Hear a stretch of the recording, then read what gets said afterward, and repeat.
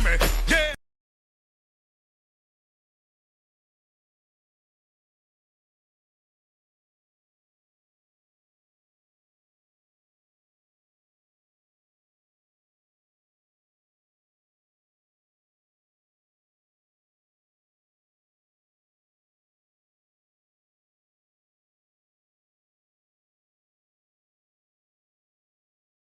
So my previous speech got taken down for some odd fucking reason, and that's all good, but I'm about to re-record it again because the truth needs to be out there, and we need to stop lying to ourselves and pretending we don't see the pattern when it's right fucking there. It's right there, and everybody knows it, but nobody wants to say it out loud. So when a Latina gets angry, people call it spicy, sexy, ella es una tóxica, right? When a white woman gets angry, oh, poor Sally, oh my gosh, poor her, she's just having such a bad day, oh my gosh, she must be going through so much, oh my gosh, poor her. When a white man gets angry, he's stressed, he hit his breaking point, he's having a bad day, it's mental health. But when a black woman gets angry, she's ghetto, she's ratchet, she's loud, she's aggressive, she's masculine, she's too much. When a black man shows anger, hurt, frustration, grief, or pain, now he's violent, now he's dangerous, now he's a threat, now people clutch their bags, people get scared, people cross the street. Now people reach for excuses to justify why they never wanted to understand him in the first place. And do not tell me it's about behavior, do not tell me it's about tone, do not tell me it's about how it's expressed, because the same emotions coming out of different bodies get labeled completely differently depending on the skin they're housed in. That is conditioning. That is not a coincidence, and that is not fair. Black pain is not allowed to be human pain in this society. It's only allowed to exist if it's quiet, palatable, digestible, and non-threatening to everybody else's comfort. The second it spills over, the second it raises its voice, the second it stops asking politely to be acknowledged, it gets criminalized, it gets demonized, and people want to talk about anger issues without ever talking about where that anger comes from. Let's talk about it.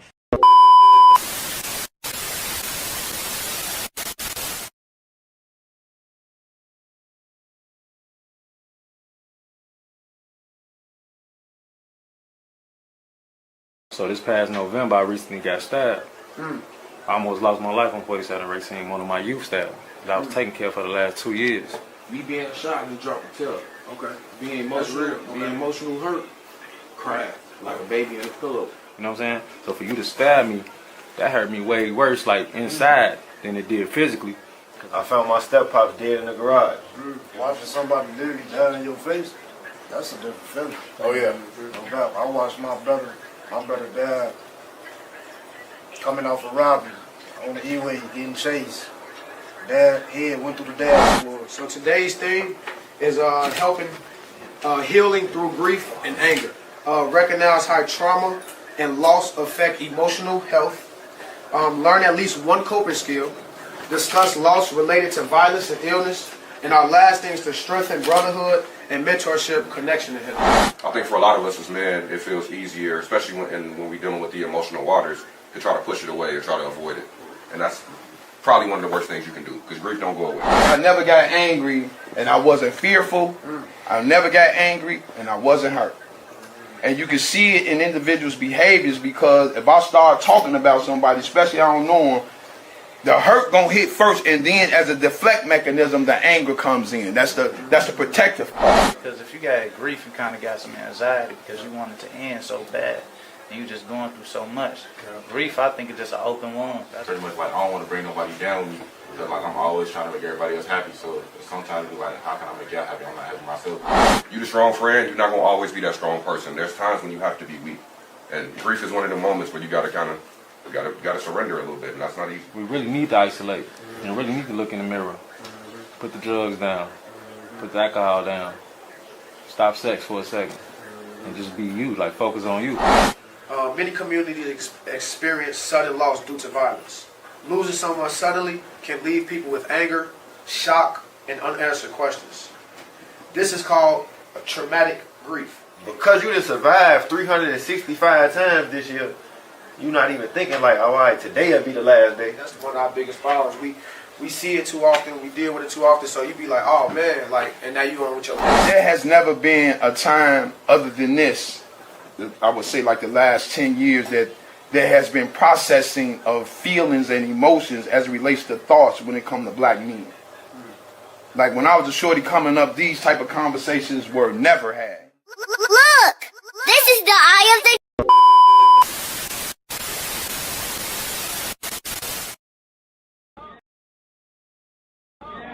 We declare our right on this earth to be a man, to be a human being, to be respected as a human being by any means necessary. Ladies and gentlemen, may God bless you. May God keep you. It is a lot going on right now, and we weren't going to do the show, but I told Captain, crank it up. You know, we come on for knowledge, wisdom, and understanding, freedom, justice, equality, food, clothing, shelter, love, peace, and joy. I'm speaking for the American people, black, white, pink, and brown. I'm speaking for the poor. I'm not speaking for the rich and the billionaire because they don't give a damn. But I'm definitely speaking for those at the gas pump, $4, $5, $6.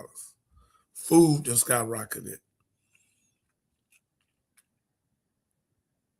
We come on to give knowledge, wisdom, and understanding, to give freedom, justice, and equality, food, clothing, shelter, love, peace, and joy. We don't play with gossip, backbiting, snitching, dry snitching, saying silly, stupid stuff when your children are impressionable. And mine is touched right now, the #1 podcast. And we will catch up to them in 12 months as we go on. And I honor them. They doing their thing. They got people in Washington, D.C. They got them everywhere. The lawyer brother, Ben, I salute him. He doing his thing. Roland Martin, he doing his thing. So, ladies and gentlemen, I'm here in Houston, Texas. And what I see tonight, that an up and a down vote to stop this unjust war. And I'm not mistaken, I think it's $1 billion a day. And I know people making crazy money. And now they're trying to give ISIS some more money. And through Donald Trump slumlord move, trying to get him money, the same people in the resurrection in October the 6th that broke into the Capitol and people lost their life and police officers. And 1 or 2 committed suicide, took their life later.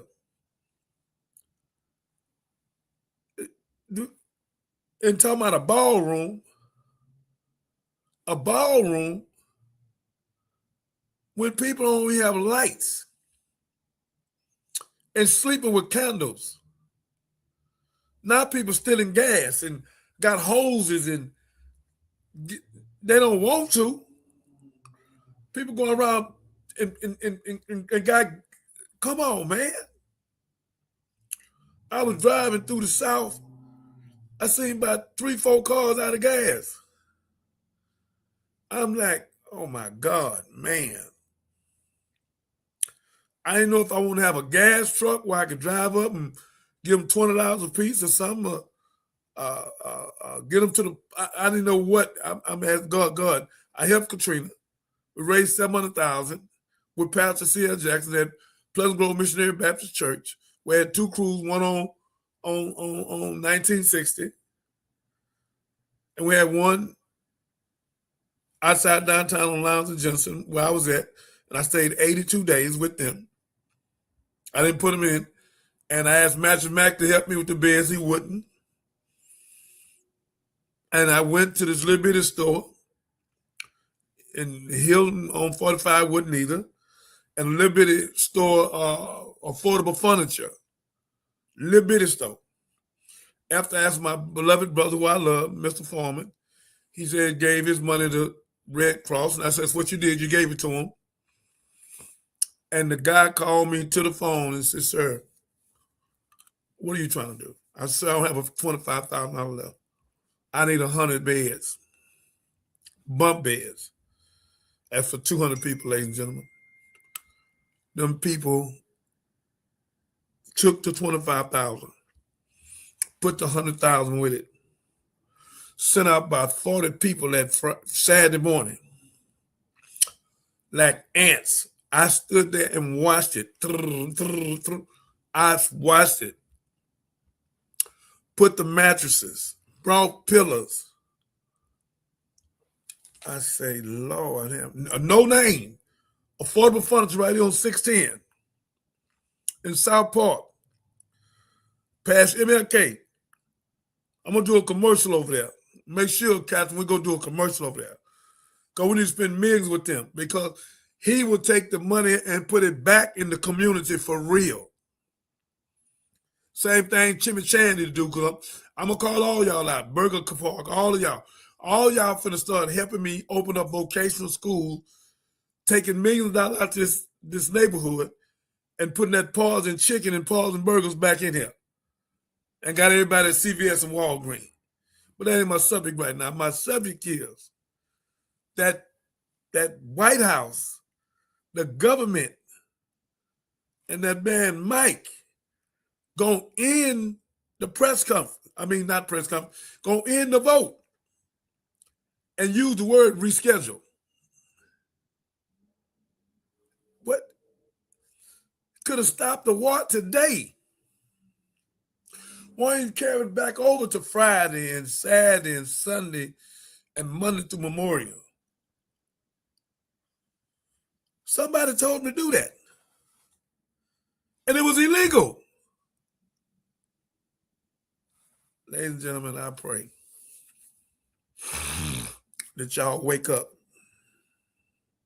A lot of people need a psychosocial assessment and a dynamic.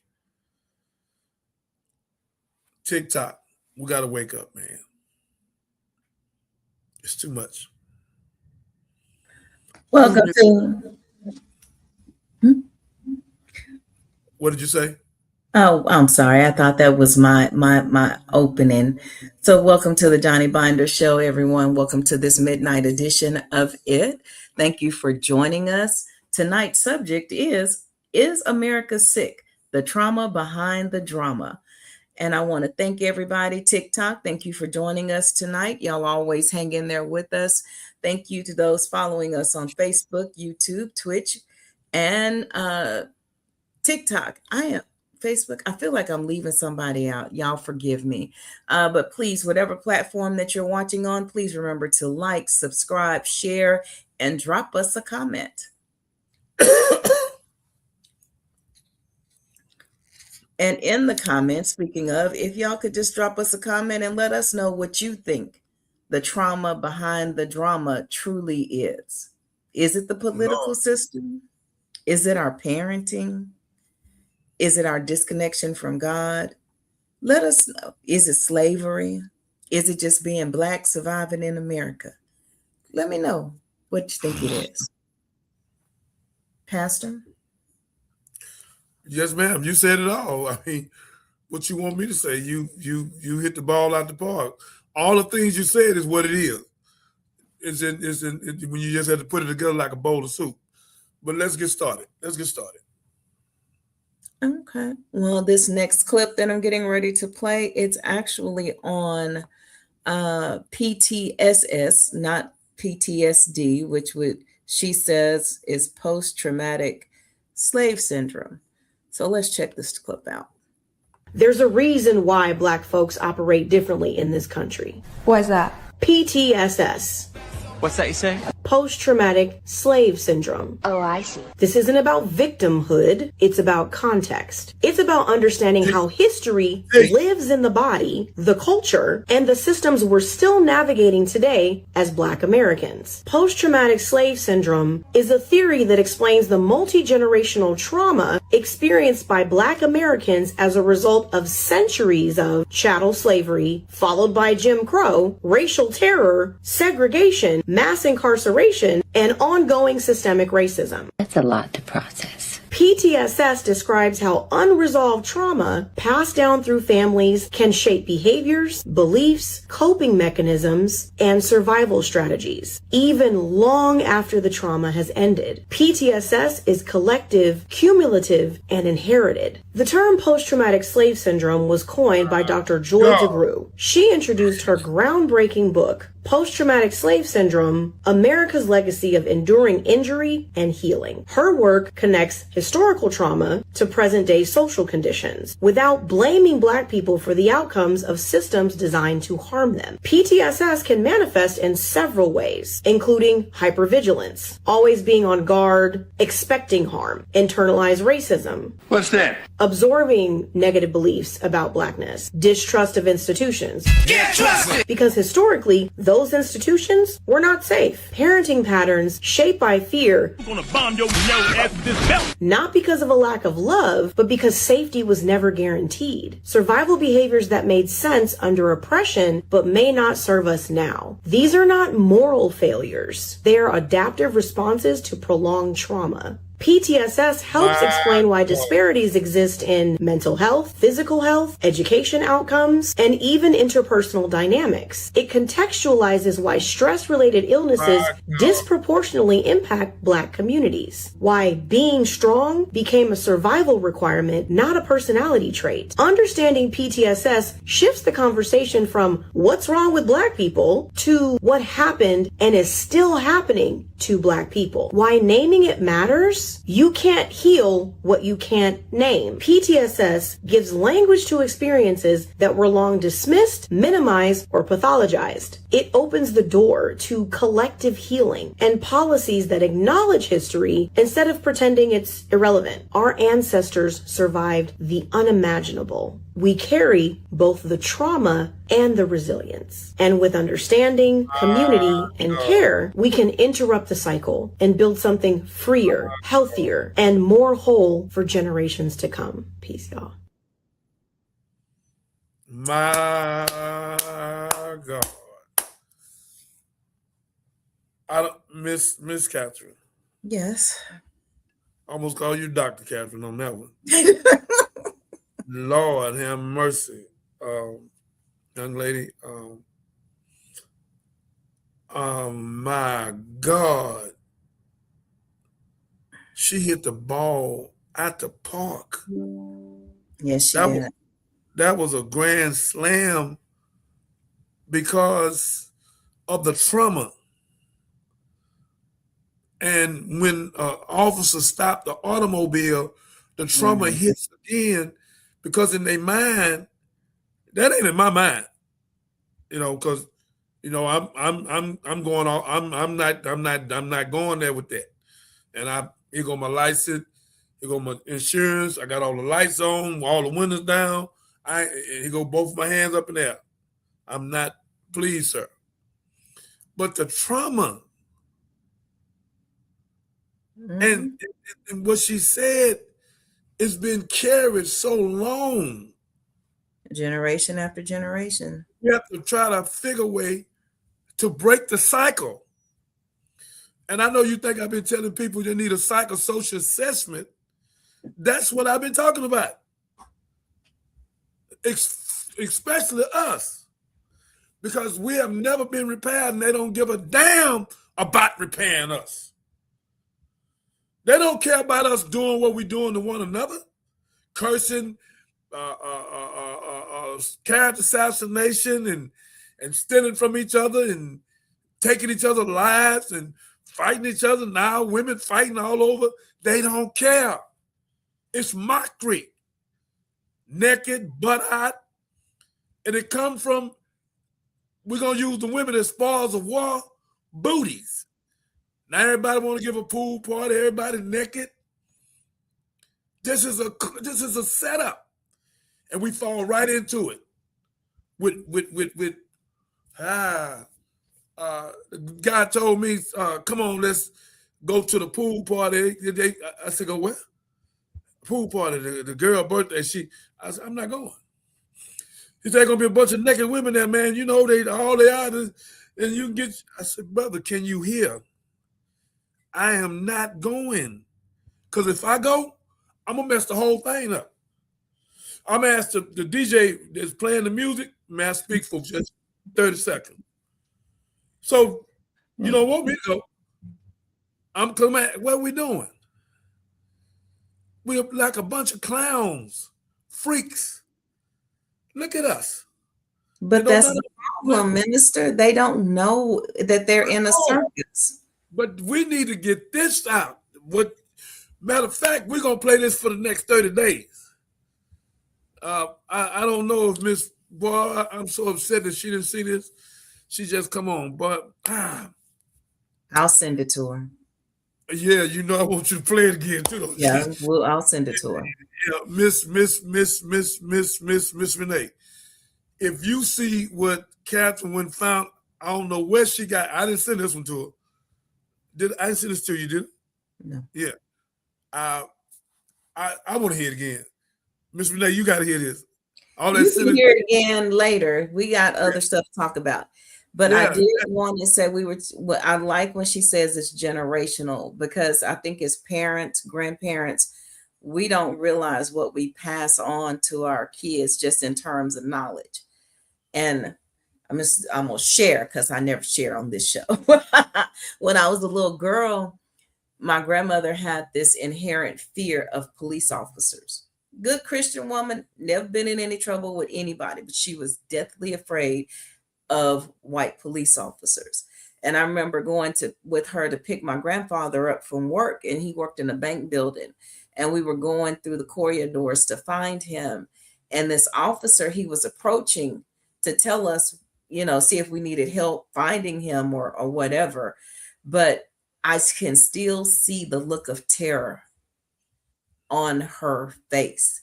And she grabbed me, and she was holding me, because I was about 5 or 6. She was holding me so tight, but she was shaking.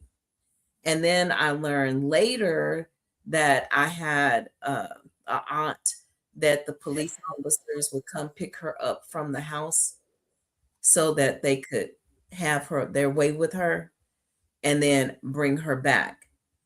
So that's where that fear was stemming from. And of course, because I saw her fear, I picked up on it. And then I had it. And it's something that I still deal with to this day. So yeah, but we even little things like that, their fear becomes our fear, our trauma, and it affects how we interact with the communities. And then we look at everything that's happening in the world, sir. Come on. They've already told us that this is war season against our skin folk. Isn't that what they're doing? They don't talk about it, but that's what they're doing. Ain't no doubt. Miss Renee, when she send this to you, or if we play it again, it is so powerful. I done seen a lot of speeches in my life. I gave some great ones myself. But this woman on the mental month couldn't have done no better. Not even Andrew Dyson, not Roland Martin, not me, not Nuri. Look, man, she set that out. I'm gonna send that to Nuri too. That was it. That was it. Miss Renee, she's talking about why we like we are, why we doing what we doing, why we don't love ourselves, why we disrespect our women, why we mess our money out, why we just crazy, why 26% of our children now unaliving our women when they say they don't want to be with them. Why are we getting drunk? And I got a case now, somebody got drunk, they went to girlfriend, boyfriend. It's crazy. And when you sit this stuff at top from Donald Trump and them chumps and gonna shut the thing down today and say reschedule and stop the vote, and could have stopped the war today and saved lives and money and the gas pump and the food. Instead of them doing that, he said we're gonna reschedule it, and broke and ran. Come on, man. Show some of that. Let's go. Minus Touch got some of it. Let's go. Midas touch. Okay, that wasn't what was queued up for next, but we can definitely come back and find it. All right, thank you. What we can do is we can go on to this. Midas touch gave a great review of what was going on in our news today, and we can do that. That's it. I love them. They are a powerful podcast. I love them. Yeah, they give you all the news to destabilize your central nervous system.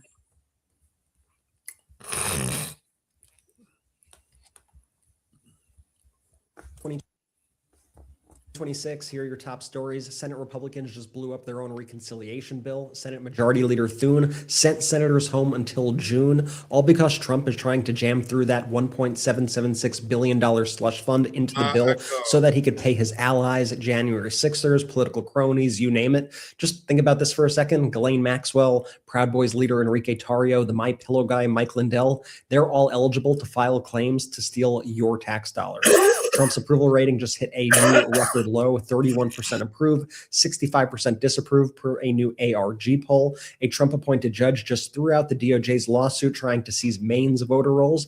That's now 0 for 7 for the DOJ in these voter data cases. The New York Times reports that a subsidiary of tobacco giant Reynolds American donated $5 million to the Trump-backed super PAC MAGA Inc. on April 30th. Then, just days later, Reynolds executives and tobacco lobbyists had lunch with Trump at his golf club in Florida and complained about FDA regulations on flavored vapes. The administration then loosened their restrictions less than a week later, causing the FDA commissioner to resign in protest. A federal judge has ordered the White House to comply with the Presidential Records Act. Putin moved nuclear warheads into Belarus and launched massive drills with 64,000 troops. Trump's envoy, Steve Witkoff, is headed to Russia for his 7th visit. His Ukraine trip count is still at 0. Iran is rebuilding its military faster than expected, restarting drone production just weeks after the so-called ceasefire.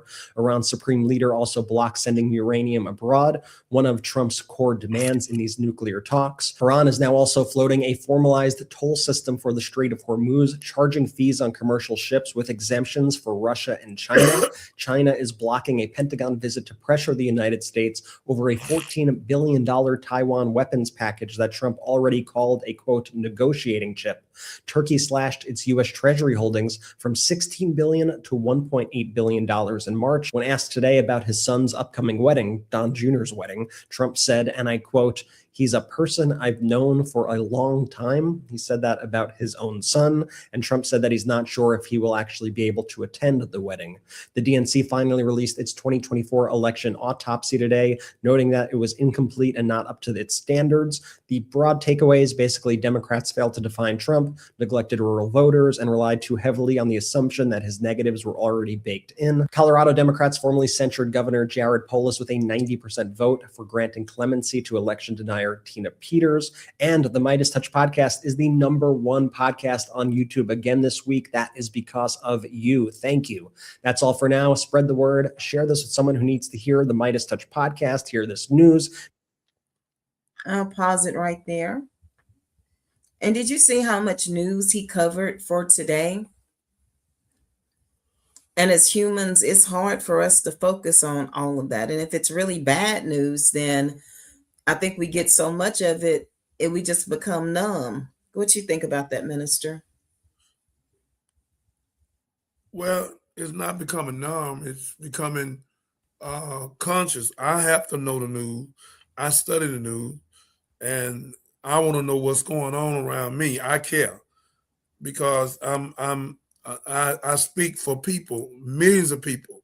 So I have to know what I'm speaking, what's going on, and who is attacking the people, which is the United States government now, Trump and them, the Republicans. So the Republicans, let me clap for you and honor you, the ones that stepped out and voted against that and voted to stop the war and voted to stop, not to give them thugs and Pride Boys all that money.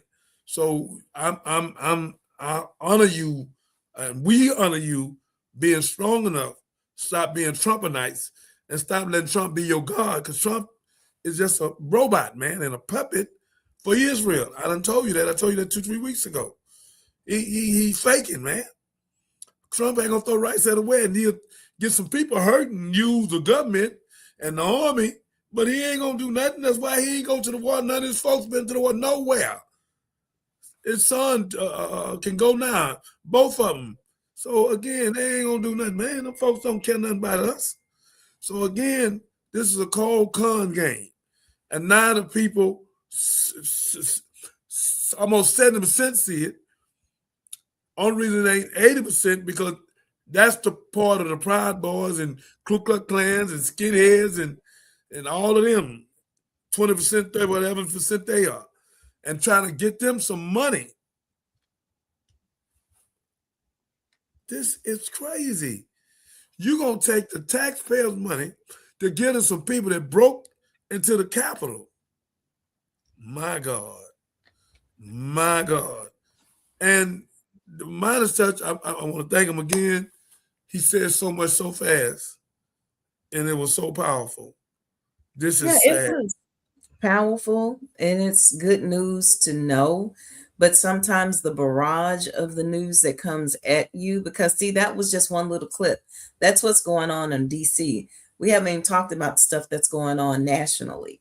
So sometimes when you're taking so much information in, you know it's bad, but you don't like have the same reaction to it like you used to. You still know it's bad. It just doesn't hit hard the same way. And I want to play this clip that kind of talks about the impact of being desensitized. And I think it's an agenda to make us desensitized, to make us careless. And that won't work for me though. And it won't work for anybody. It won't work for you. No, it ain't. I know it won't. But for the rest of us, different and fun back in the days. We call bad staying out past the streetlights playing ding dong ditch on doorbells. But today's kids, bad to them means violence and killing. Yeah, because society has desensitized a lot of what's okay and what these kids exposed to. Like, we didn't have video games with gore. We had Mortal Kombat, and you had to get a cheat code to see blood. You know what I'm saying? Now they grow up with a tablet that you can see anything you want at any given time. So a lot of what they think is okay is because they okay with that. We wasn't okay. I mean, somebody asked me, like, what happened the first time you shoot somebody? If you ask a kid nowadays, it might be a different answer from mine. You know what I'm saying? Because now a kid might be like, what? Then what? You see what I mean? So it's a progression. It's a progression. Her husband committed suicide. This right now. I'm gonna hold this. So you see what I'm saying? We talk about it all the time about kids being desensitized to what they see on TV. Adults too. Because I know you didn't go off in the into those PDF files. Excuse me. You didn't dive in and read all the crap that I read. And even that was a lot and heavy and could put you in a state of depression. So it's just a lot going on out there. I understand what you're saying. I respect what you're saying. But we have to be strong and be stronger now than we've ever been in our life. And we have to deal with it and we have to move on it quickly because the devil is throwing everything at us. And some of us got to take A, some of us got to take B, some of us got to take C and D. So none of us can do it all. So everybody has their place. And I understand what you're saying. But I'm at war with these people spiritually, and I have to do what I need to do to keep studying where I can give people more than hope, but give them surety and let them know for sure God with them, and we will be the winner. So again, my beloved, this ain't the subject I really want, but I hear you talking about it. So I guess no, and I bring it up and it's not about that. It's because we're talking about America. Is America sick? And part of that sickness is not feeling things to the depth that we used to because the news cycles spin so fast that by the time you hitch on to one thing, 5, 6, 7, 8 stories have come along that are even more severe or more outlandish.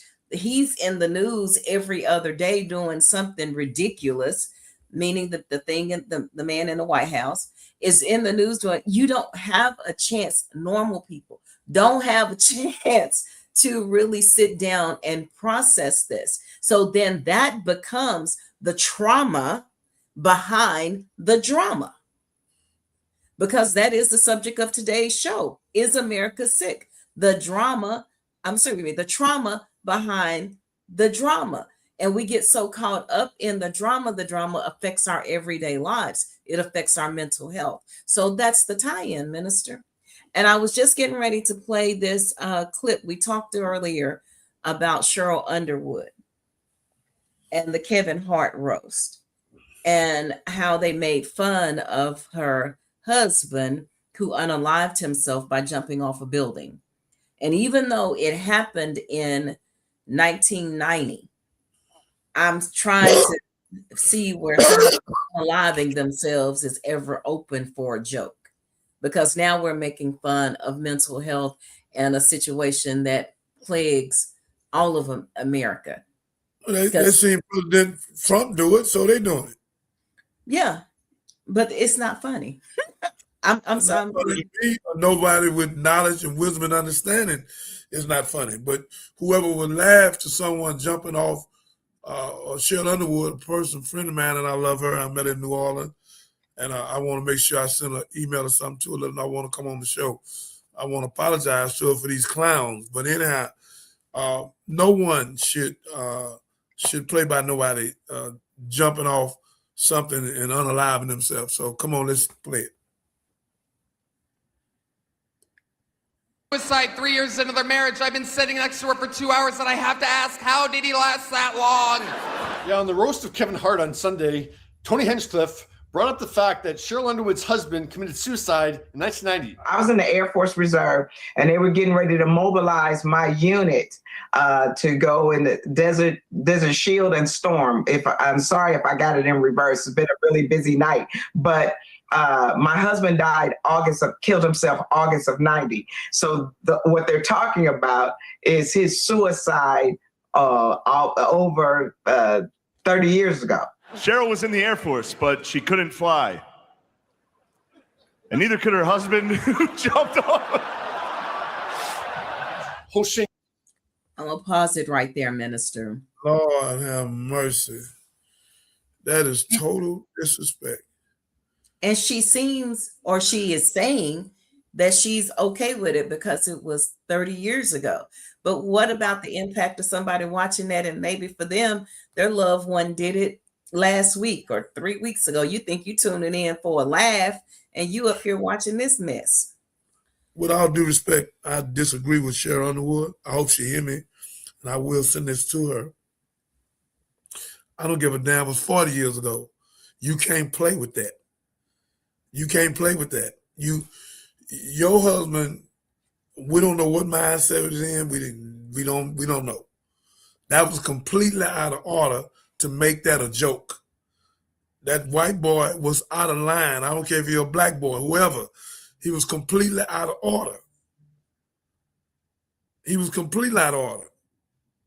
That's why people like Will Smith do certain things and go up and slap people, because he needed a slap. He's completely out of order. If Cheryl Underwood walked over there and slapped him, he deserved it. So, Miss Underwood, I don't know what you're talking about. It's all right. It's not all right. It's not all right to make mockery out of somebody and we don't know why they took their life unalive. It's not all right. He completely out of order. Let's go. Okay. Well, did you want me to play more, or that's enough? Play me more. Play it. I want to see it.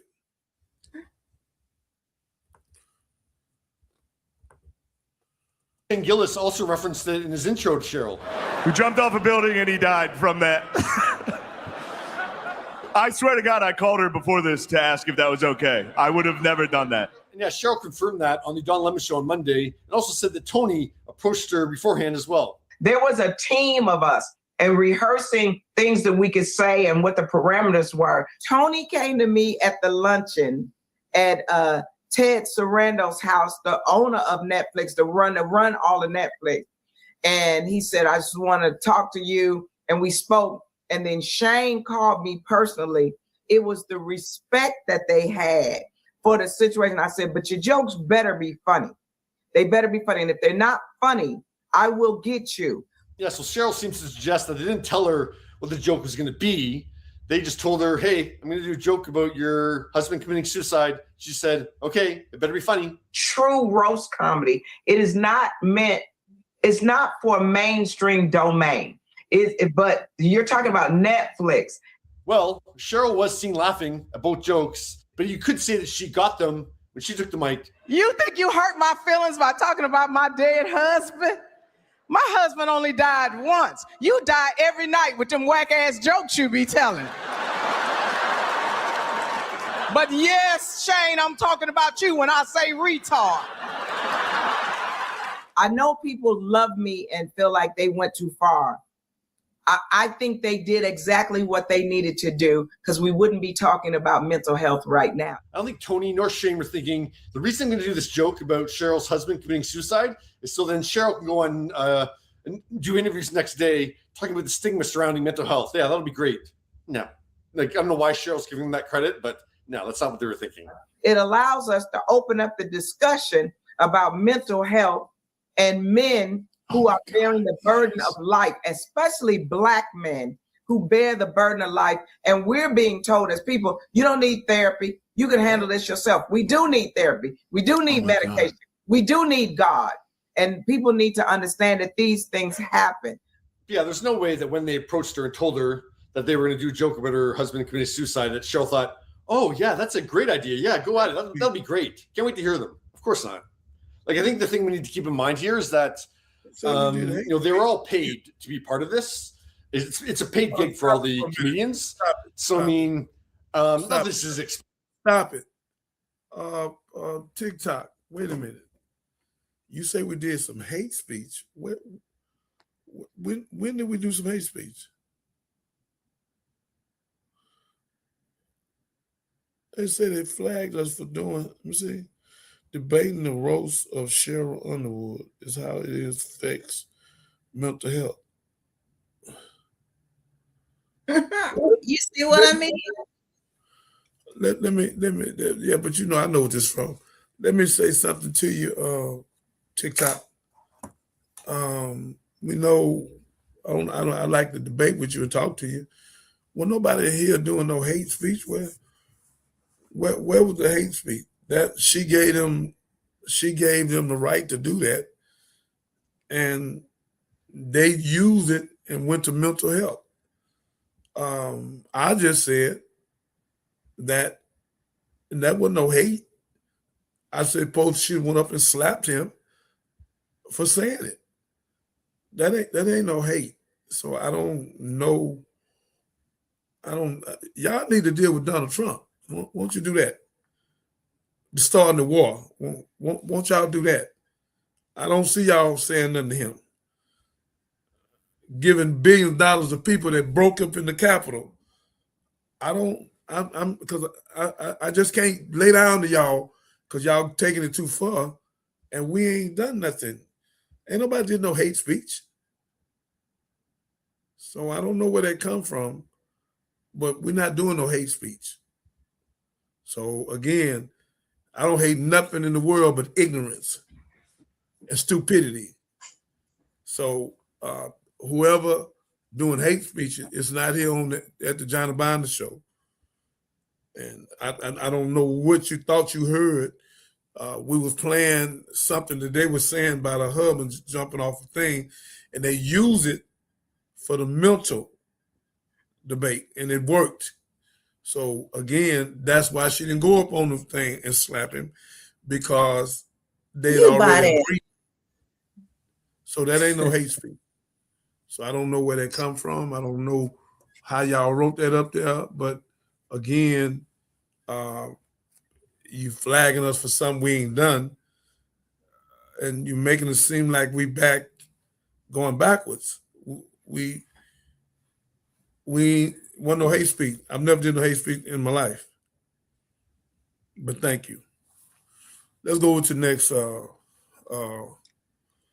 I just wanted to, before we go on to the next clip, I just wanted to tie that back into the discussion about desensitivity and desensitizing. So that could serve as making people, not as sensitive to these types of issues. So that's what I'm talking about.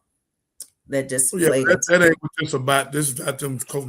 This is about what they thought they heard, and that's why I'm talking. I'm not talking about them. I'm just talking about the whole incident in general. I'll move past that. What we need in America is justice, and the White House is out of control. The president out of control. That whole cabinet out of control. That ain't no hate. That's the truth. We need another president. We need another White House. They need out. They done messed up the start of the war.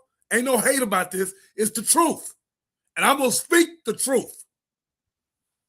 Yeah. He out of line. Gas, $5, $6. Thousands of people been laid off. Took insurance from people. Took Head Start, SNAP. Yes. Took food stamps. So if it's some hate, it's up there. They need to charge that to the White House. Not here. So come on, let's go. I'm gonna put my life in this one. I'm gonna call this one Unspoken Wounds. I'm gonna introduce you to the pain that I inherited from my mother, the absence and the silence that I got from my father, and the struggles that I go through today. I'm not trying to hide it. I'm just trying to say, man, I've been carrying it a long time. You see, there's a weight from your man that he don't talk about. Every man carries a weight that you may never see. It's not in his hands. Nah, it's in his chest. Like, he smiles, he provides, he shows up for you, but inside he's fighting a war he can't even put into words. See, for men, it started with their father like me. The absence, the judgment, the criticism, the avoidance, the silence. Man, the boy learns early on that love got to be earned through performance. This is my story, y'all. So he grows up to be a man who measures his worth by how hard he can work, how much he can give, and how little he needs. But here's where he bleed on the people. And this is testimony in my life too. He carries that weight into a relationship, and then he avoids conflicts because his truth feels like danger. He says yes when he wants to say no because he's terrified she'll leave if he stands on his truth. That's what she wants, but then he works himself to exhaustion trying to prove that he's enough, while she wonders why he can't just open his heart. Baby, he trying. See, if his father was emotionally shut down or avoided hard conversations or punished him for no, then boundaries equal rejection. That being fully seen means unsafe. And that being honest, man, that's a threat to his love and his safety. But bro, man, just what I've learned in my life, man to man, your presence is greater than your performance. Your work was never tied down on how much you had to provide or how solid that you can be. Your boundaries don't cost you love, they create the foundations for it. So the father wound that you may have taught you survival, but healing, it teaches you connection, true connection. You know, you don't have to repeat silence with your woman. You get to create and write your new story. So this is why I'm creating Anchor, the 28-day challenge starting October 1st to help men release the weight that they never talked about, to reclaim their voice, to show up anchored in their relationships with their woman, with their purpose, and in their lives, for themselves, for their children as well too. It's time to stop carrying a man's absence, your father's absence, and start to show up fully present in your life, awakened. So DM me the word Anchor. Send the info. Love on God.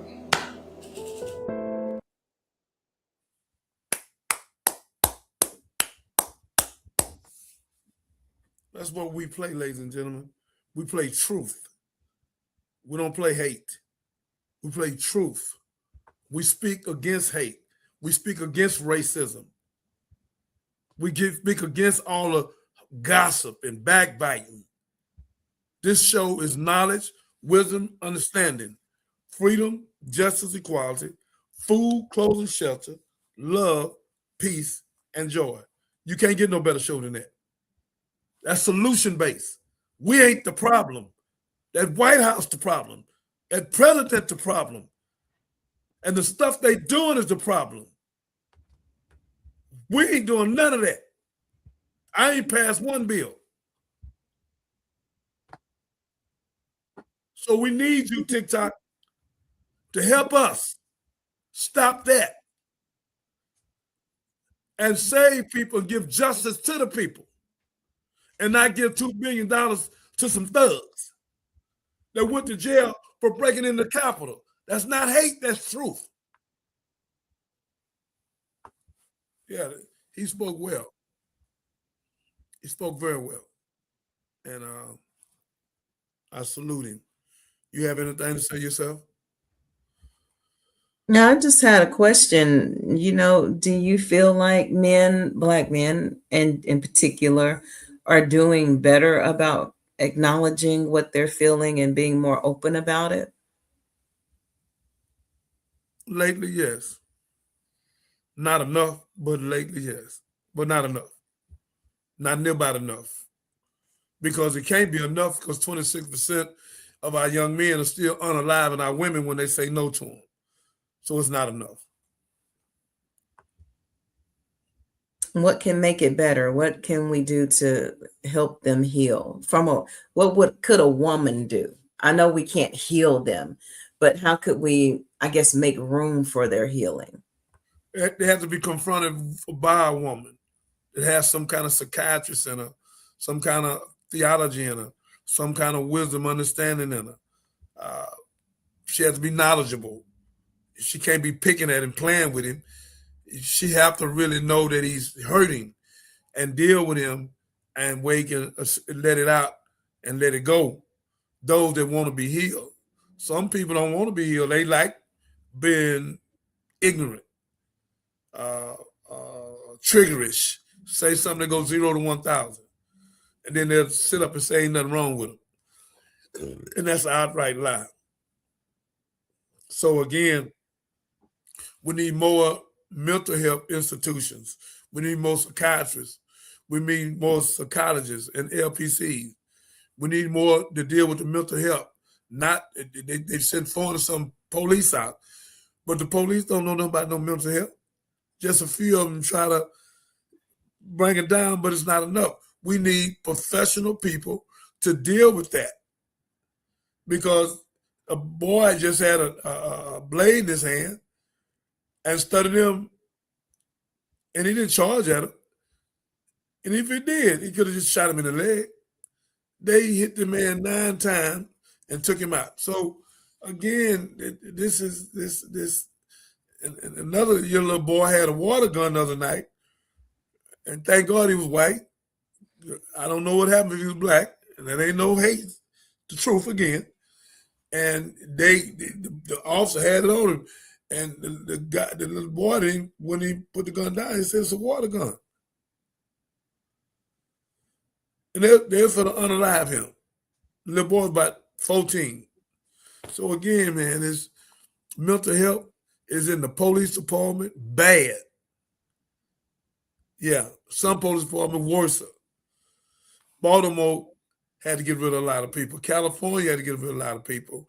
Texas had to get rid of a lot of people. I'm talking about over 100 police officers corrupted at one time. California, Baltimore, Houston, and I don't know where else. But again, it's bad, young lady, that whoever marry these guys or date these guys, they have to be equipped, because they don't need to be with them because something might happen. And that's why we said the other night, just when you ask them for that, sir, before we go any further, we sitting at the table. Here go my license. Here go a phone. I want you to call in and check my record. Oh, I ain't got to do no. I want you to do it because I want to check yours. So I'm gonna let you do me first, but you can see my background. I want you to see my background. By the way, ain't nothing there, but I still want you to see that. And if it was something there, I would still give it to you. Now, once he say, I don't want to see it, I'm not giving you my license, I'm not doing that. If it's going to take all this to be with you, then I don't want to be with you. Then I pray that the woman say, may God bless you. I love you as my brother. Peace. And let this person that's need a psychosocial assessment, let him go. Because she going further with him, she could be in danger. See, when somebody won't give you their license, you don't want to see their address. And where they stay at ain't nothing no how. Ain't nothing there but some ragged house. So just let me see your birthday. You put a piece of paper on it. Let me put it over like this. Give me your birthday and your name. That's it. I gave a lady that to mine about 2 months ago. I wouldn't be with her. She was scared to get in the car with her and her 2 children. And she took a picture and sent it somewhere. She got in. I took her to the plane at the airport and left. Why did I do that? Because I know how people think. So I gave her my life to show her. I'm not into that. I'm not gonna. I done did that about 2 or 3 times. I'm not into that. I'm not gonna do nothing to you. I know I don't even look like that, but I know sometimes the looks don't do that. But I know for a fact I don't look like that. So again, the mental health thing is real bad. But we gonna have to encourage our children to do more psychology and more psychiatrists. We need engineers, we need lawyers and all that. But right now, we need more doctors, mental doctors, right now than ever in the history of time. Because every 10 minutes, some male is unalive a female. And the black woman is 3 times more than the white woman to get unalive.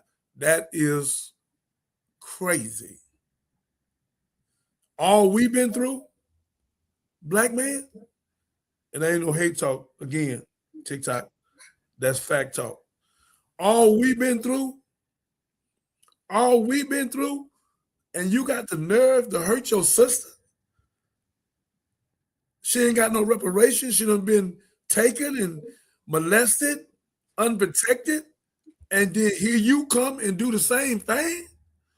Man. Come on, let's go. Okay. This is a message from Survival from Dr. Joy DeGroot. It isn't always pretty. It isn't always pretty, but it's very functional. So I have to give examples of how that shows up. So one of the things I do in my audience is I'll say, well, if I shoot this person that's on the front row, is everyone in agreement that they're traumatized? Yes. And everyone goes, yeah, I think we can go with it. Right. I said, so now the person that's seated next to the person that's shot, they too are traumatized because they saw it. Someone in the hall hears the shot, later finds out who it is, they're traumatized. They call the person who's been shot, they call their family that are in Oklahoma and tell them what's happened, they're traumatized.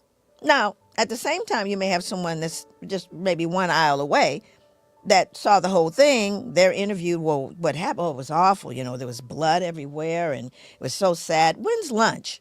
Not traumatized. So everyone's not traumatized by a traumatic event because we have a differential response to stressors as human beings. But we talk about slavery, we're not talking about a single stressor. We're talking about lifetimes of stress and trauma. Lifetimes. It is not plausible that you can escape that with no injury. My God. Oh my God. That's number 2. Miss Renee, Miss Ahmed, that's number 2. I want you to see number 1. If she don't play it, I hope she sent it to you. That was B. The other was A. But that was a grand slam. Nothing can match what happened to us. Nothing on the planet Earth can match what happened to us. Nothing. Absolutely nothing. And I won't talk about it. I don't even want to talk about it at this time. The hanging and unaliving and setting on fire and pulling us apart, cutting the baby out the stomach. I don't even want to talk about it. So let's go. She made her point. Let's go. And just we've waited about an hour since I've played the last one, so I can go ahead and I'll play it again. It's your only encore for tonight. Yeah, I'm gonna play it every time we come on. It's called, it's a clip on post-traumatic slave syndrome. There's a reason why Black folks operate differently in this country. What's that? PTSS. What's that you say? Post-traumatic slave syndrome. Oh, I see. This isn't about victimhood, it's about context. It's about understanding how history lives in the body, the culture, and the systems we're still navigating today as Black Americans. Post-traumatic slave syndrome is a theory that explains the multi-generational trauma experienced by Black Americans as a result of centuries of chattel slavery, followed by Jim Crow, racial terror, segregation, mass incarceration, and ongoing systemic racism. That's a lot to process. PTSS describes how unresolved trauma passed down through families can shape behaviors, beliefs, coping mechanisms, and survival strategies, even long after the trauma has ended. PTSS is collective, cumulative, and inherited. The term post-traumatic slave syndrome was coined by Dr. Joy DeGruy. She introduced her groundbreaking book, Post-Traumatic Slave Syndrome, America's Legacy of Enduring Injury and Healing. Her work connects historical trauma to present-day social conditions without blaming Black people for the outcomes of systems designed to harm them. PTSS can manifest in several ways, including hypervigilance, always being on guard, expecting harm, internalized racism. What's that? Absorbing negative beliefs about Blackness, distrust of institutions. Get trusted! Because historically, those institutions were not safe. Parenting patterns shaped by fear. I'm gonna bomb your ass with this belt. Not because of a lack of love, but because safety was never guaranteed. Survival behaviors that made sense under oppression, but may not serve us now. These are not moral failures. They are adaptive responses to prolonged trauma. PTSS helps explain why disparities exist in mental health, physical health, education outcomes, and even interpersonal dynamics. It contextualizes why stress-related illnesses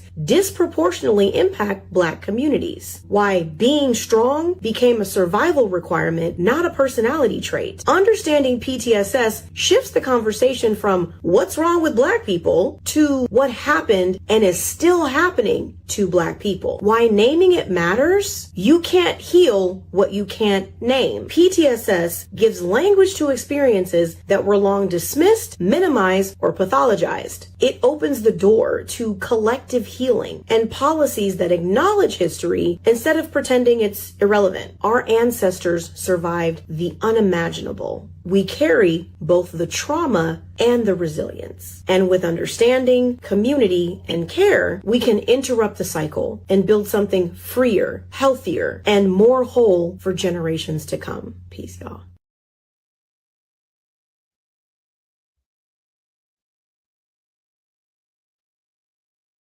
About Facebook, YouTube, Twitter. She's speaking about how we can break the cycle, because a lot of y'all don't understand what we've been through, because you ain't been through 400 years of this madness. The lady the other day, I wish Catherine found that tape. Remember when the lady said she had about 500-600 Caucasian people there, and she said, how many of y'all would like to be treated like Black people? Did she say it like that, Catherine? Essentially. She said, I think she said, raise your hand if you would trade places with a Black person. Yeah, there you go. How many of y'all would trade places with a Black person? And then she said to be treated like a Black person. No one raised their hand. She said, let me repeat it again. There's all Caucasian people in now. She said, now I understand. Now you know how they being treated, because you don't want to be one of them. See? So that's not racism on us. As fascism, it's racism on them, not us. We didn't facture this thing in. They did. We didn't make angel food cake white, devil food cake black. They did.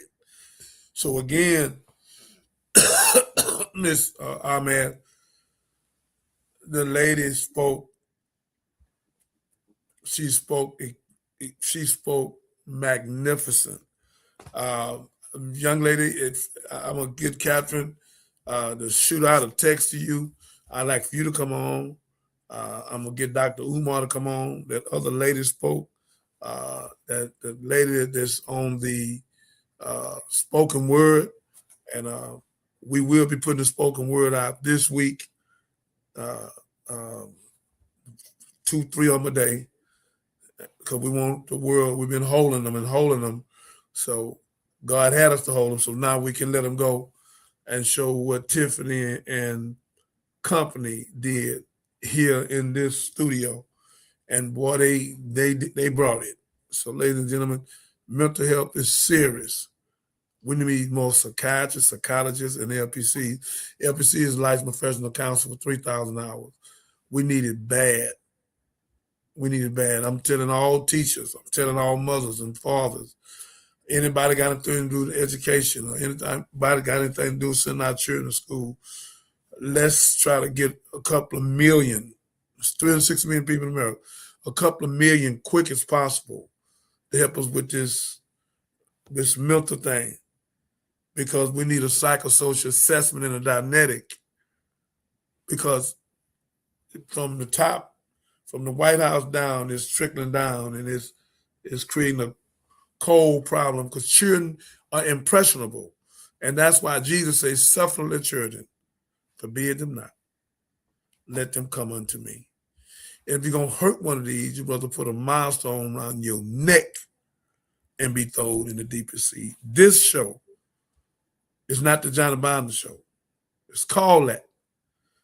But this show is knowledge, wisdom, understanding, freedom, justice, equality, give you food, clothing, shelter, give you love, peace, and joy. That's the new Johnny Binder. So again, ladies and gentlemen, I thank you. And TikTok, I thank you for listening, hearing me. You can go back to all my stuff. It's no hate speech. It's facts.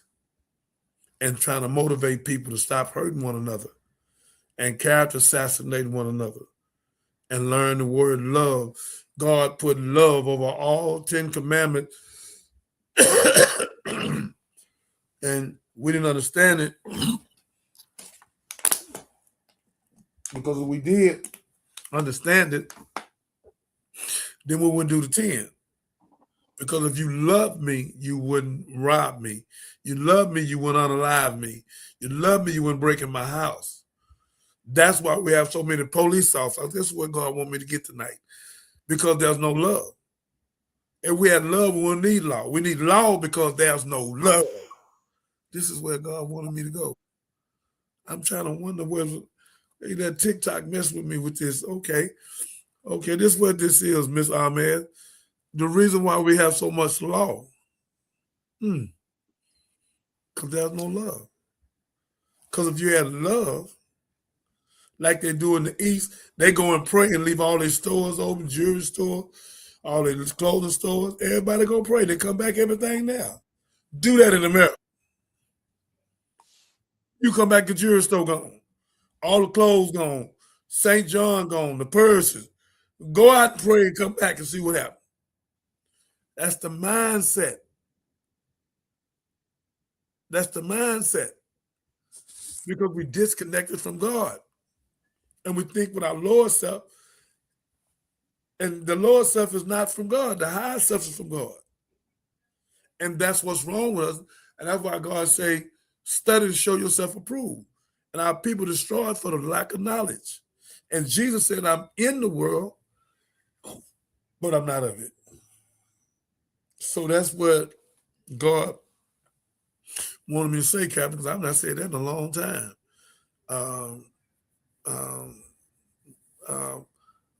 When you have humility is the secret of greatness. We think, that ain't nothing. When Jesus dusted his feet off and went to the next city, because they didn't want him. Y'all don't want me here? Y'all don't want me to teach? Okay. A lot of people going to hell with a gasoline jacket on. Donald Trump, he knew it. That's why he said he wasn't going to heaven. and the Trumpenites that follow him and the Israelites. So again, ladies and gentlemen, we have to wake up mentally. And if we don't, it's not going to be good for us. That's why in Revelation 12:9 it says the devil should deceive the whole world. The whole world, the whole world. And that's why God says in Revelation 18:4, come out of her, my people, come out of her. Come out of her, my people, come out of her. Johnny Binder, come out of her. All of you people selling drugs, robbing, taking people unalive, breaking the people, come out of her. Driving wild and tight, come out of her, my people, and partake not in her sin. Her sins have become the habitation of devils, from every foul and evil spirit, from every unclean caged bird. Come out of her. He didn't say come out of her. All people say come out of my people. Possessive pronoun. Why did he say possessive pronoun? Why didn't he say all? He said my. Wake up, America. The White House is not for you. Not the Republicans. The one that's coming over, you got to clap for them. You better clap for them. I'm clapping for them. Because what's going on with Donald Trump and Israel is that Project 25 is on full blast. And over 12 to 14 million people already told him that in March, we don't want no king. We want justice, knowledge, wisdom, understanding, freedom, justice, and equality. That's not hate. That's from God. It's called love. Let's go.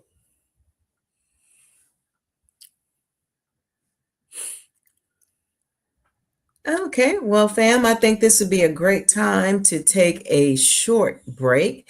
If you're watching this on replay, please be sure to drop us a comment, like, and share. Again, we'd like to know what you're thinking and about the show and how you're feeling, more importantly. So we're just going to go ahead and we're going to play this short commercial so you'll know what the Johnny Binder Show is all about. We'll be right back.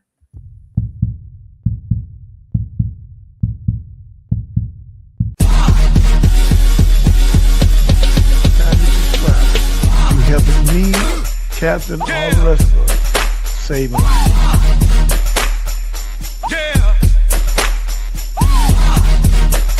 To me, So that y'all celebrate us and help us open up vocational schools and save our kids and our kind. You don't want to do that. You want to sit in the back like a house nigga, a coon, and do what you do. Because I have 5,000 heaven-making angels around me. And anybody come against me, God is going to destroy them. I can name all the people that come at me. God has destroyed them, have created problems in their family.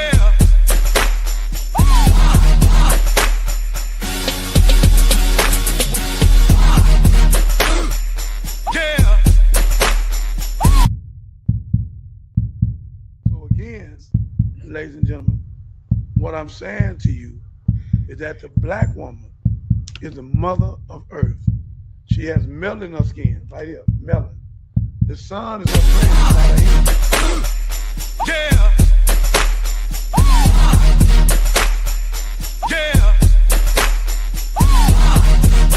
Listen to me,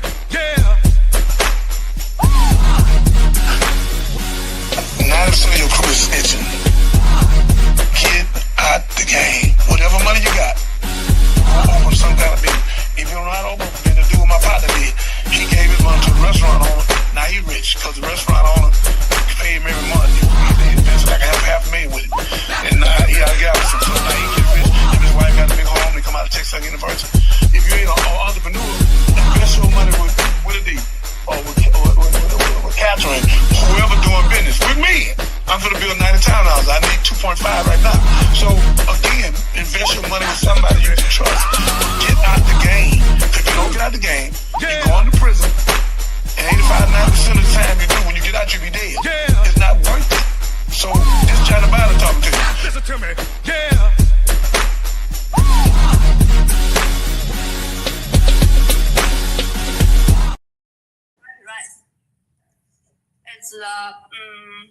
Welcome back. We had some from TikTok. So may God bless him. May God keep him. Our sister, come on, our Chinese sister. Okay. Thank you. Well, thank y'all for joining. Let's get started. You feel hungry, I know. Let's put them on mute. Okay. Thank you. Okay. So I was looking at some videos and I found one that I want to share because I had this question myself. And then after this, I really want to get into a discussion about solutions. I put up a post yesterday. The post said, nobody loves a black man the right way or respects him unless he has money. And, you know, I put up a post not too long ago where I said that, you know, men hate pretty women and the women went off, right? But I was shocked, man. Like, if you go underneath my post and you look at what the women are saying, they sound so cold. If he don't have no money, he don't respect himself. If he can't take care of things, then why should I respect them? Yo, like, we don't deal with systemic oppression, mass incarceration, frowned upon when we try to, seek out mental health treatment. Like, we not being killed out here just for being in our cars. Like, it's not designed for black men to just be under the ground his whole life.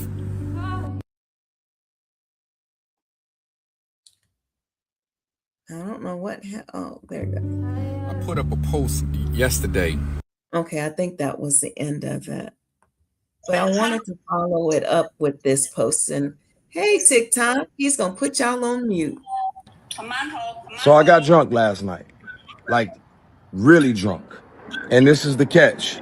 It wasn't alcohol I got drunk off of. I didn't get drunk off liquor. I got drunk off an invisible gas that a lot of us breathe in celebrity culture. It's a gas that tells you you're more important than you are. It's a gas that tells you you're not as important as other people if you ain't popping like other people are popping. And this invisible gas, I felt it take over my being. I felt overcome with it. And let me tell you how I know it showed up. It showed up in this way. When I got to LA for Grammy week, I rented a regular car. About 3 days in, I thought to myself, you know what? I got to upgrade this car. I can't just be riding around here in this regular car. And that's when the gas, I'm drunk. I'm drunk now. And y'all, you will start to believe that you're only valuable when you're visible. You start to believe a lie about who God says you are, because God says you're valuable no matter what. And Lamentations 3 is so good. It says his mercies are new every morning. Not when it's going good for you, not when you popping. Because if we're honest, most days are not amazing. Most days are regular. Some are confusing. Some are hard. And God's mercies are new every morning. And then we need to be reminded of that. And when it's going good and when things are popping and you got good stuff going on around you, man, that's grace. That's grace. And I need to be reminded of that. So I'm on my little sober walk today, trying to be drunk on the spirit and sober up. God bless y'all. Be praying for me. That was beautiful. That was beautiful, young man. Whoever you is, young man, if you see us, get in touch with us, man. That was beautiful. That was Lecrae. That was who? Lecrae. Okay. I had to turn He's TikTok like the Drake of the CHH world, for lack of a better term. I would say there. Yeah. So, but yeah. He did well. He did well. But I wanted to ask you about that because it seems like even from an emotional and social perspective, the value of maybe Black men, some of them, I'm not going to put a blanket over it, have misplaced their value. Yeah, our value has been misplaced completely. Scientifically, it has been misplaced. How big a watch is, how big the ring is, how good your clothes may look. That none of this makes us. Not character, love, loyalty, your word, truth makes us. Not clothing, not St. John, not Nike tennis shoes, Michael Jordan, Rolex watch, some purse with some Caucasian name on it. That that that we think that make us labelistic buffoonery. And if we ever get into that, that's gonna be crazy because that's where we spend $1.3 trillion with these people and get nothing back because we're buying garbage. We're not buying $1.3 million worth of. Do you know we spent $1.3 million and got us about 1,000 apartment complexes? You know how much money that's coming back every month? Yeah. We don't think like that. So we think separately because Willie Lynch is still alive. 1712. Fear, distrust, and envy. And after 300 years that he wrote the letter in Jamestown, Virginia, Willie Lynch, the left Willie Lynch. So again, because they was messing up their slave, hanging them, he gave them another way for them not to do it. So again, ladies and gentlemen, the cycle has been over in 300 years, which was 2012. But it's still be a perpetual cycle to keep going. And that perpetual cycle is the ignorance of us to keep on being lapdog, doing the same thing over and over. Ain't nothing gonna change. Then you get a New Year's revolution and then go do the same thing.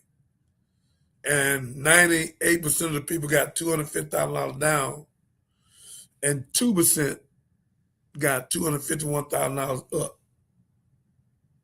So how in the hell 2% got more money than 98? Because the 98 been rocked to sleep. Work all your life and unalive. And you won't make it all your life, 30, 40 years, because you eat so bad, diabetes, cancer, and the black man leading in heart disease right now, tonight. Because I'm off. Not a trigger shot, but a food shot. And all the hospitals in America full. And CVS and Walgreens is in every state of the United States. It's all a game. It's a Ponzi scheme and a pyramid. We're not teaching on health. They're not going to try to teach on no health. That's why they got rid of Dr. Savy. That's why they got rid of Left Eye. That's why they got rid of Nipsey Hussle, the greatest rapper on the planet Earth, investing money back in his community, $20, $30 million. I love him. I love him. And I'm going to open a chapter up on him in our charity foundation and one of our companies, the Nipsey Hussle channel. I promise I'm going to do it.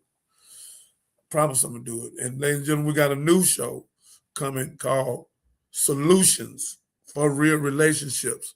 And the reason why we're dealing with that, because until we can get the relationship relating, they're not relating. You have to relate. Because if you don't relate, the relation turn into relationship, it turns into a battleship. Let me go and help y'all. The first thing before you call my marriage, come best friends. Being a friend better than marriage. If you're a friend, you're going to get along. Because both y'all can take constructive criticism from one another. And ain't nobody stepping on eggshells. Eggshell. So again, all of you that's already married, become better friends. And the more you become friends, that's why Abraham was a friend of God. There's nothing wrong with being like Abraham. He became a friend of God. So again, ladies and gentlemen, with all due respect and love, that's what's going on. And the guy spoke tremendously beautiful. things: knowledge, wisdom, understanding, freedom, justice, equality, food, clothes, shelter, love, peace, and joy. His character, his tenacity, his moral fiber, his principality. Do you have a personal relationship with God? That's what makes him valuable. He can have 10 million and most people got money is not connected to God. That's why God said it's so hard to get in, because they get the money, they get arrogant and go to thinking they better. Willie Gary, let me put you out there. I had 3 jets and I'm rolling with him. And I honor him. Met him in Oklahoma. I sent for his people and sent a case down there with one of the first hanging case from my consulting company. I told the people that's how him. And I called and gave him the case. I was walking with him. We was in the Galleria. And I said, he said to me, there's a man out there begging. He said, never look down on him. And if you look down on him, make sure you're raising him up. And I looked at him. Now, this man was a billionaire. I don't know if he's still a billionaire. And that's the first time I was rolling with a billionaire like that. And I rolled with Russ Simmons, but he's not a billionaire. He's a multi-millionaire. But this man, he was a billionaire. I was rolling with Russ Simmons, get out to vote in 4 different states: Louisiana, Dallas, Houston, and LA. And his brother, Reverend Ron, is very humble. So again, ladies and gentlemen, we have to deal with this mental depression. We got to give psychosocial assessment and dynetics. And I'm telling all women, black, white, or brown, but specifically black, because you 3 times more. But I'm talking to all of you. Ask them for the ID. Cover his address up. Call it in right in front of him. Do what, Catherine? Say it again. You want to go to the Texas Department of Safety's website and do a background check. And you can pull up the complete arrest history. And, you want to have a discussion about it after you do it, depending on what's on there. But, yeah, that's how you go check them out. Well, I'm going to make it short. If you see child pedophile, you see domestic violence on a female, you see all that, family violence, aggravated assault, all that, and you look at it and you ask him, I'm not telling you to judge him. I'm not saying that. But ask him, are you all right? Yeah. I see you got a little upset when I asked you. And you act like you want to give it to me. I don't know you, so you want me to believe in you, but I don't know you. So I need to know who I'm dealing with. And if you really want to be with me and you really love me, then you would want me to know, because I gave you mine first. If a man really want to be with a woman, he want her to know this is who I am. And if you don't want to accept me, and now I'm not saying everybody did that, we'll do it again. But right now, bad as it is, I wouldn't take the chance. If it's been 30 years ago, 20 years ago, okay. Oh, okay. Can I talk to your last girlfriend? Yeah, I just want to ask a couple questions in the front of you. Have y'all ever had a fight, argument? Have you ever cursed you out? Oh, no, he was. Oh, okay. All right. So now she got some evidence, but she said, oh, no, I quit him because he did what? I started to call along, but I didn't. See? Whoa. And you're supposed to go to his mother's house because however he treats his mother, he's going to treat you. So again, ladies and gentlemen, it's a lot go with that. That's why they got courting in the nation, where the chaperone goes with them for 9 months. 9 months is completion. And then in Africa, the kings and queens and the emperors and emperors would choose. It's jacked up over here in America. You see somebody you think they fine and waves and look like Michael Jordan or look like Prince or Michael Jackson, whatever. But you don't know what's going on up here. You better check this out first and let everything else come afterwards. Because if it ain't right up here, it could cost you a great problem. It is not worth it. Thank you. What we got next, Catherine? Well, while we're on this topic, I wanted to share my screen as we talk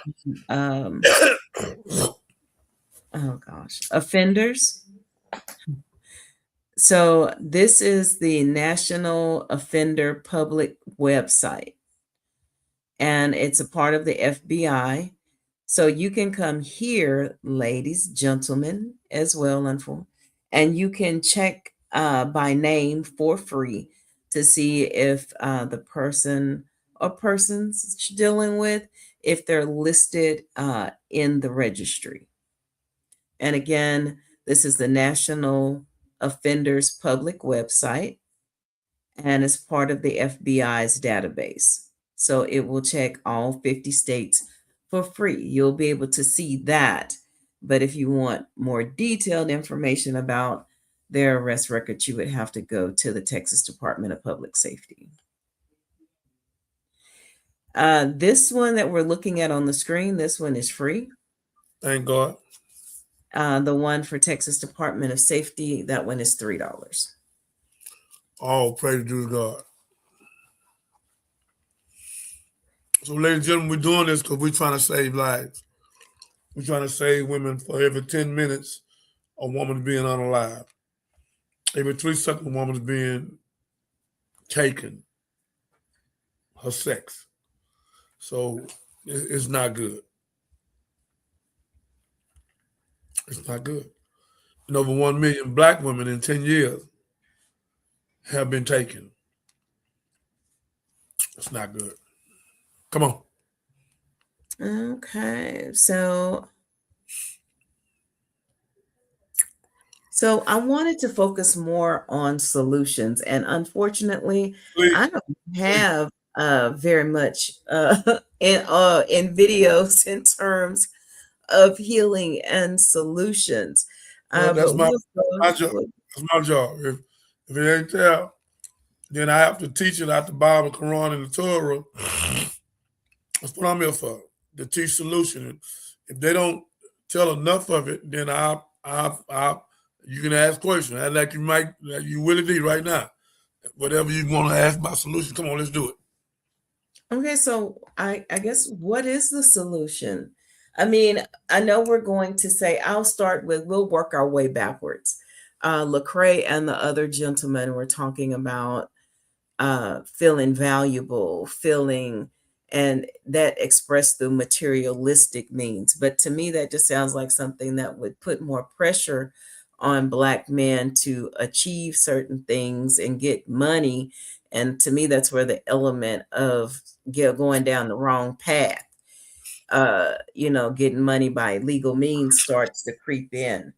And just based on Johnny Binder's story, what do you think about that? Is it to impress women? Is that the number one objective?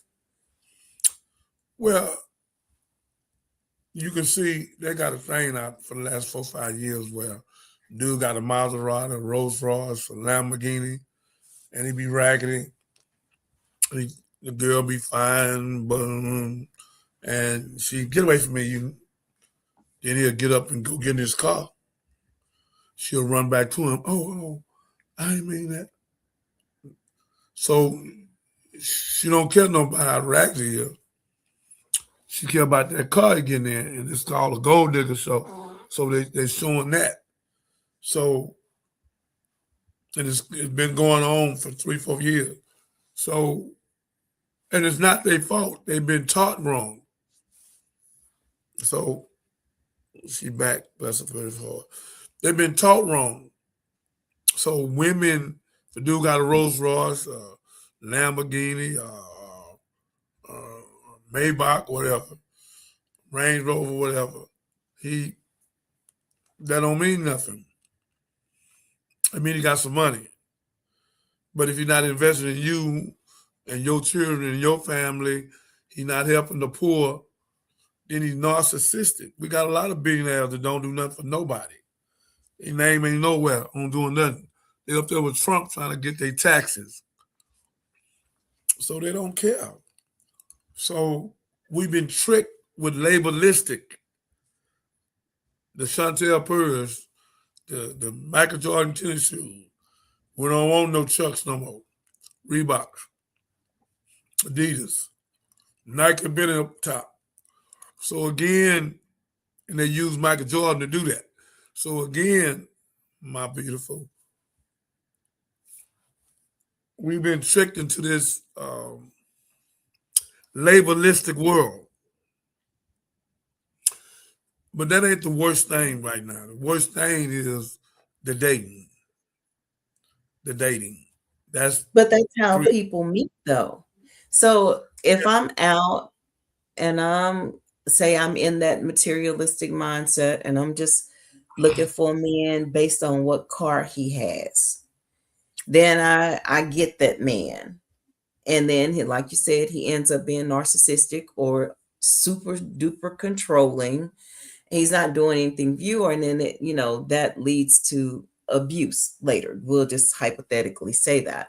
Then, yeah, that is part of the problem because my picker is off. This subject is a lot to deal with. We're going to be on it for almost a month. And we're going to have other people come on a panel. I'm going to put some at this table, some here, and put all our cameras up like we wanted and finish our camera, like 5 cameras in here and about 5 mics and go for it. We're going to do a whole hour and 45-minute show on what you're talking about and mental health, which is mental health, and how we get out of it. And everybody don't want to get out of it, but the people that want to get out of it and see we stuck on ignorance, stupidity. That's why it say our people destroyed for the lack of knowledge. And that's why God says, study and show yourself approved. And then in Revelation 12:9, it say the devil has deceived the whole world. We spent over $1 trillion on a lie called Christmas, talking about Santa Claus is coming to town, and he showed up in over 100 years. So all this is a lie, man. Easter. All of it's a lie. And we fall into it. Because when we were slaves, any holiday, we didn't care what it was. They worked us, can't see night, you can't see morning. So whatever time we could get off, whatever day they call it, we going with it. Because the slave wanted the day off. So we still had the same slave mentality on these jobs. I can get off. I'll be off the whole weekend. So again, we spending $1.3 trillion with them. $1.3 trillion on materialistic buffoonery. But we don't own but a few banks. I think 2-3 women here in Katy, 1 black woman in Atlanta, and a few more. The Unity Bank don't even bring it up. So again, we have to put ourselves back in power. And then another black man spent $24 million on TikTok, YouTube, Facebook, and opened up Black Wall Street. But I found out later, a few days ago, or whatever, he left. I hope his wife, his son, or whoever keep it going. And they're doing a celebration in Tulsa, Oklahoma in a couple of months. So I plan on going to that one and this one. And we all, Miss Ahmed, can see what we need to do. But my thing is open up 100 vocation school in 5 years and get a children trades, because the devil gave them something to do. So we got to give them something to do. And then teach them about God in the same process. So that's my way. That's my legacy. And those that believe in what I'm doing, that's what I'm going to do. Jesus says, suffer little children, forbid them not. Let them come unto me. And if you hurt one of these, you're going to put a milestone around your neck and be thrown in the deepest sea. So Jesus Christ, Yeshua, he loved children. And why don't we? And we don't know who the woman is. That's a major problem in the whole world. Who knows she is? Who is she, brother? Who? She's the queen. She's the queen. Do you treat her like a queen? Do you slap her? Do you curse her? Do you sit down and have intellectual conversations with her to make her better and she make you better? I don't hear nobody no religion. Religion comes from religiosity. We spiritual. We believe in the spirit of God. That ain't man-made. This God-made, the spirit. 7 different Methodists, 7 different Muslims, 24 different Baptists. So no.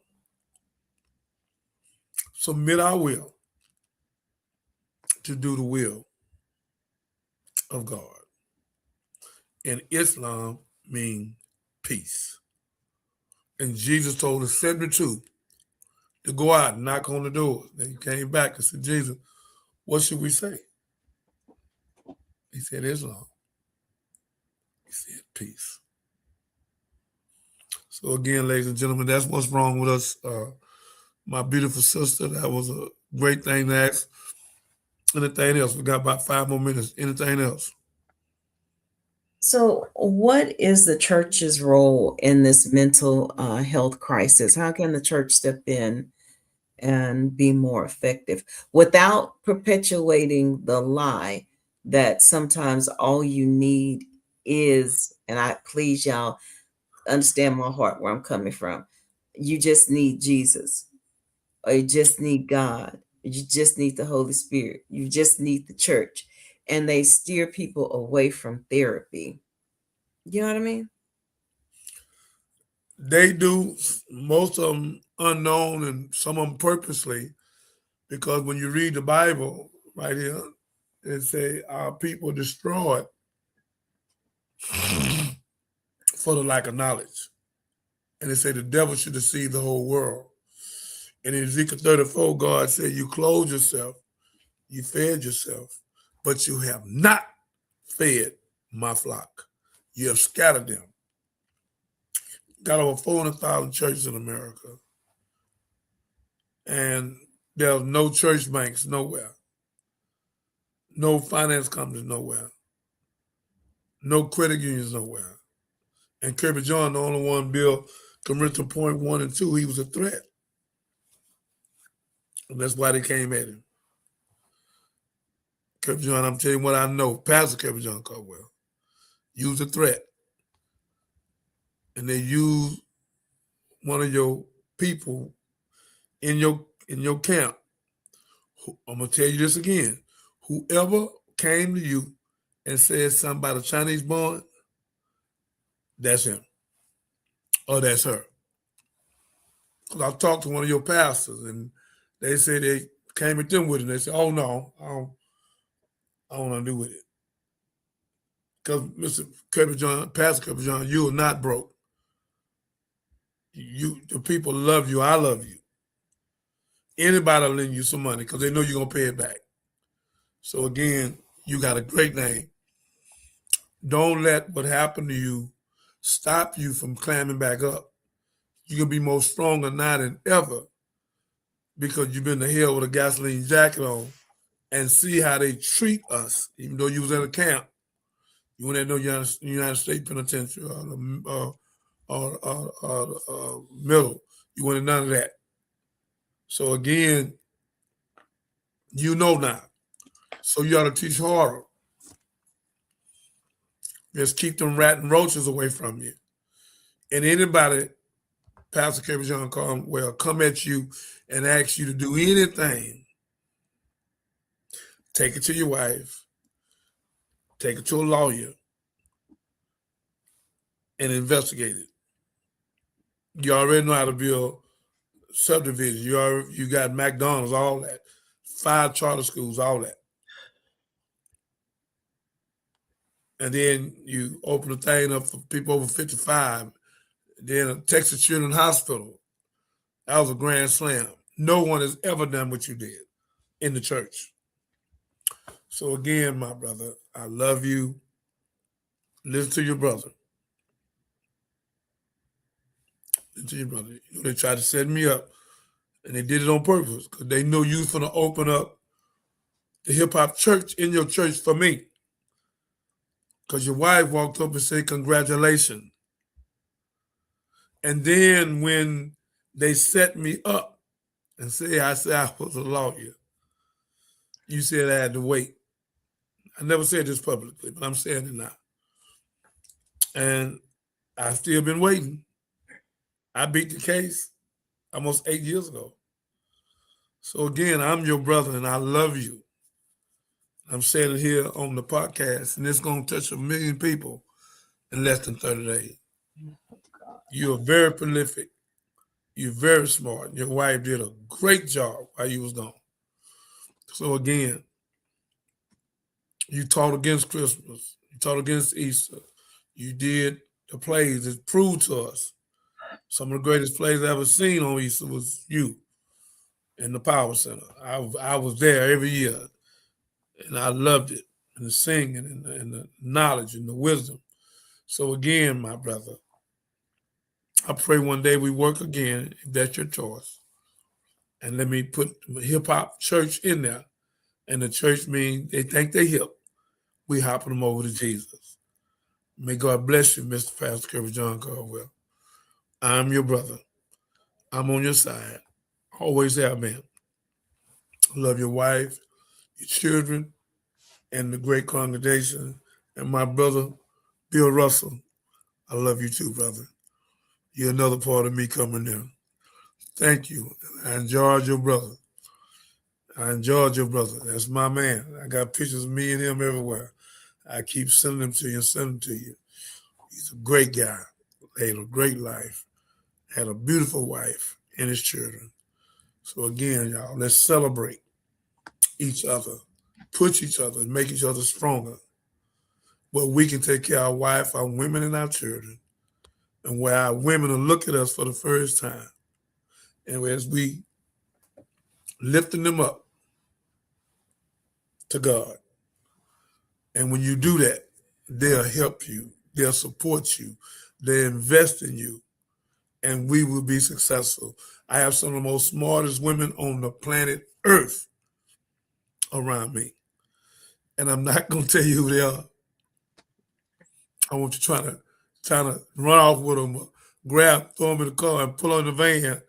But again, away from Prairie View, back to New Orleans, to Atlanta, they own an insurance company, I don't give you their name, and to Florida. I am so blessed. And Dallas, and Austin, and Beaumont. I got some great men and women work with me. They are wonderful. And we will make millions to help our sisters and our brothers all over the country and do export and import with Africa so we can show them how to grow their own food. With water company like John Legend is doing, like Alicia Keys is doing. You know, Winfrey with her beautiful self, she put 60 million over there, but she had a little problem, but she worked them out. And Bronze James, we love you for what you did. The 60 million for the school and another 44 million for the sisters. I'm gonna thank 1,100 Sisters College and Shaq. I don't think nobody done what you did. You left Reebok because the young lady slapped the money out your hand and told you about them high tennis shoes. and you called Reebok the next day, I think, and told them, when did your contract end? And I think your agent said, if you go to Walmart and sell them tennis shoes $200, and you sell them for $20, Shaq, we're not gonna make no money. I don't know if it's true or not, but I heard it on the TV that Shaq said, I don't give a damn. Sell the shoe for $20. They put a $200 shoe in Walmart, and I think 300-400 million of them. So Google that real quick. See how many shoes Shaq sold in Walmart, the Reebok shoe for the $200. Do that right now for me. I think it's in the millions. So I salute you. And then I know for a fact you had 17 mansions worth millions of dollars. And you took $400 million and you built over 1,000 houses, about 1,500 houses. I don't know if you sold them, gave them to them, and then you took some more money. So Shaq, you my hero. How many is it? I don't know. Ask how many tennis shoes did Shaq sell at Walmart? And it'll say it. Let's see. Ladies and gentlemen, it was millions. It says Shaq famously walked away from a $40 million Reebok deal in the 80s after being confronted by a mother. And he then produced low-cost basketball shoes, typically priced between $15 and $30. And over the years, he has repeatedly confirmed that the line has sold well over 120 million pair, making it one of the highest volume budget sneaker lines in history. Ladies and gentlemen, I told you, nobody can tell me nothing about Shaq. Walked away from a $40 million contract. I didn't know how much it was. And that woman put on his heart. He gave her $2,000 and she slapped, she throwed it back at him. And Shaq said, what's wrong? She said, I'm talking about that tennis shoe. And Shaq called Reebok. And you just heard what she told you. I don't mind letting people smell their roses, Miss Ahmed. And Shaq is my hero. He's my hero. We love Shaq, but we got to wrap this up, sir. Thank you. Oh, good. May God bless you. Ladies and gentlemen, we give you knowledge, wisdom, and understanding, freedom, justice, quality, food, clothes, and shelter, love, peace, and joy. We want you to know who it's who. Willie D said, the coon, Shaq ain't no coon, Willie D. We got him. Let's take our money and our millions, our billions, and let's help our people and build our communities and make it safe for our wife, our women, and our children. And stop waiting on the government to do for us that we need to do for ourselves. And let's open up 100 vocational schools fast as possible. Let's go. Thank you for joining us for Is America Sick? The Trauma Behind the Drama.